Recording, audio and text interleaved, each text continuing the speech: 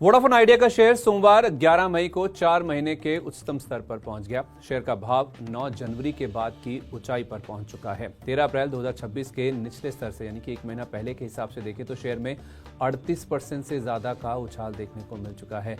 तो आखिरकार बाजार में बड़ी गिरावट के बावजूद वोडाफोन आइडिया के शेयरों में आज इतनी बड़ी तेजी क्यों देखने को मिल रही है? बीते करीब एक महीने की तूफानी तेजी के बाद अब एक्सपर्ट्स और ब्रोकिंग हाउसेज इस शेयर को लेकर क्या राय दे रहे हैं, आइए इस वीडियो में आपको सब कुछ बताते हैं। सबसे पहले देखिए इस स्टॉक में आज किस तरह का मूवमेंट देखने को मिला, किस तरह का एक्शन देखने को मिला है। ये शेयर जैसे मैंने आपको बताया 4 महीने की ऊंचाई पर पहुंच चुका है। शेयर में आज 10% का अपर सर्किट भी लग गया था एक समय और इंटरडे में शेयर 12 रुपए 43 पैसे तक उछल गया था। 9 जनवरी के बाद देखिए तो शेयर उच्चतम स्तर पर है और 9 जनवरी को इस शेयर ने 12 रुपए 52 पैसे का इंटरडे हाई छुआ था, जिसके बाद अब ये हाई लेवल्स हम देख रहे हैं। अब बात होने लगी है 12 रुपए 80 पैसे की। जी हाँ, ये वही लेवल है जो कि इसका 52 वीक हाई लेवल है और उससे केवल ये 3% के आसपास की दूरी पर है। 31 दिसंबर 2025 ये वो दिन था जिस दिन इसने अपना 52 वीक हाई लेवल छुआ था, तो वहां से केवल 3% के आसपास की दूरी बची है। गौरतलब बात यह है कि जो आज की खरीदारी है या फिर जो उछाल बना है शेयर में भारी वॉल्यूम्स के साथ देखने को मिला है। शेयर में भारी वॉल्यूम्स के साथ खरीदारी का रुझान इस तरह का है कि 1:30 बजे तक इस हफ्ते में 2 हफ्ते के औसत से देखें तो 2 गुना से ज्यादा वॉल्यूम्स पर खरीदारी हुई थी।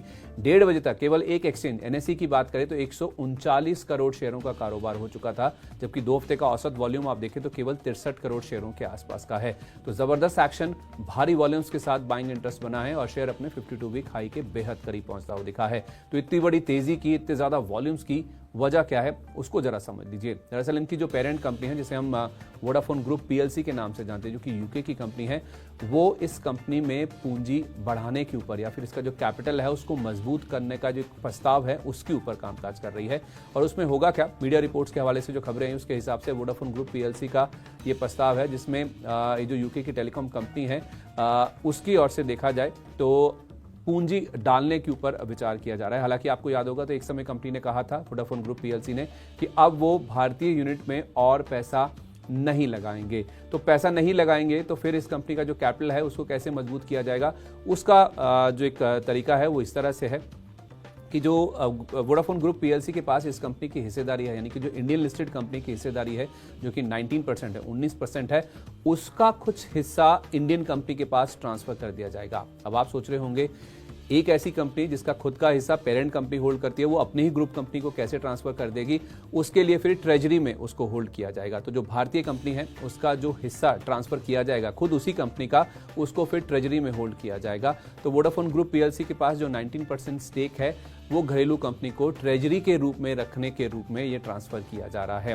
तो घरेलू कारोबार में और पैसा लगाने के बदले ये ट्रांसफर होगा। जैसे मैंने आपको कहा भी कि ये कंपनी और कंफर्टेबल नहीं है घरेलू यूनिट में पैसा लगाने के लिए, लेकिन जो हिस्सेदारी है उसको हो सकता है कि वोडाफोन इंडिया वाली जो यूनिट है वोडाफोन आइडिया उसको ट्रांसफर कर दिया जाएगा और वो उसे अपने ट्रेजरी के रूप में उसे रखेगी, जिससे बैंकों को हो सकता है कि काफी हद तक मदद मिलती हुई दिखे या एक राहत मिले जो इस बैंक की अब फंडिंग करने के ऊपर विचार कर रहे हैं। ये रिपोर्ट आई है ब्लूमबर्ग की एक न्यूज रिपोर्ट के हवाले से, जिसके बाद हमने देखा है कि शेयर में काफी ज्यादा एक्शन बनता हुआ दिखा है।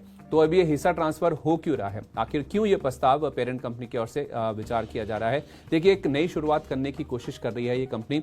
आपको याद होगा हमने आपको एक खबर बताई थी कि डीओटी ने एजीआर बकाया घटा दिया है इस कंपनी का, जिसके बाद अब टर्नराउंड की तैयारी इस कंपनी में हो रही है। आपको बता दें डीओटी ने एजीआर बकाये में 23,639 करोड़ रुपए की कटौती की है। कंपनी को केवल 64,046 करोड़ रुपए चुकाने होंगे। टोटल देनदारी बनती थी 87,695 करोड़ रुपए की, जिसमें 27% की कमी कर दी गई है। और उसमें भी सबसे अच्छी बात है कि FY31 तक कोई भुगतान इस कंपनी को नहीं करना होगा।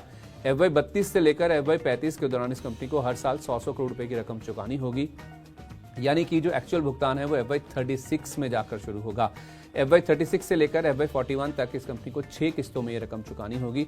कुल मिला के देखें, अगर पूरे सिनेरियो को समझे तो पूरा पैसा चुकाने के लिए इस कंपनी को करीब करीब 15 साल के आसपास का समय मिला है और यही कारण है कि एक्सपर्ट्स, ब्रोकिंग हाउसेस इस कंपनी को लेकर अब बहुत ज्यादा बुलिश हो गए हैं।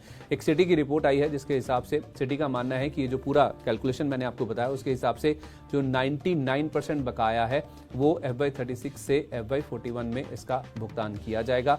एजीआर बकाया 35,000 करोड़ रुपए से घटकर 26,000 करोड़ रुपए हो गया नेट प्रेजेंट वैल्यू के हिसाब से, यानी कि एनपीवी के हिसाब से, और 25,000 करोड़ रुपए लोन लेने की जो स्थिति है वो अब कंपनी की और बेहतर होती हुई दिखी है। यानी कि एजीआर बकाये को लेकर क्लैरिटी आ गई, उसमें कमी भी आ गई।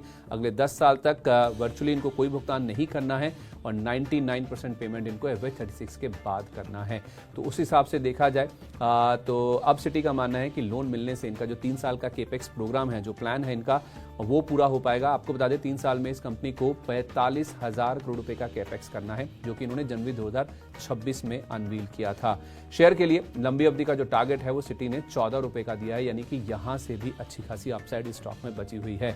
इस स्टॉक को लेकर हमने कुछ एक्सपर्ट से भी बातचीत करी, पिछले हफ्ते भी हमारी बातचीत हो रही थी।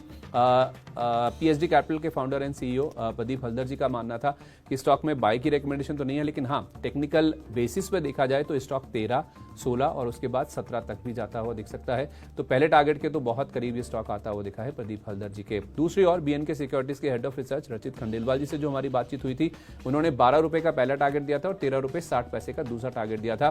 तो 12 रुपए का पहला टारगेट तो अचीव हो गया।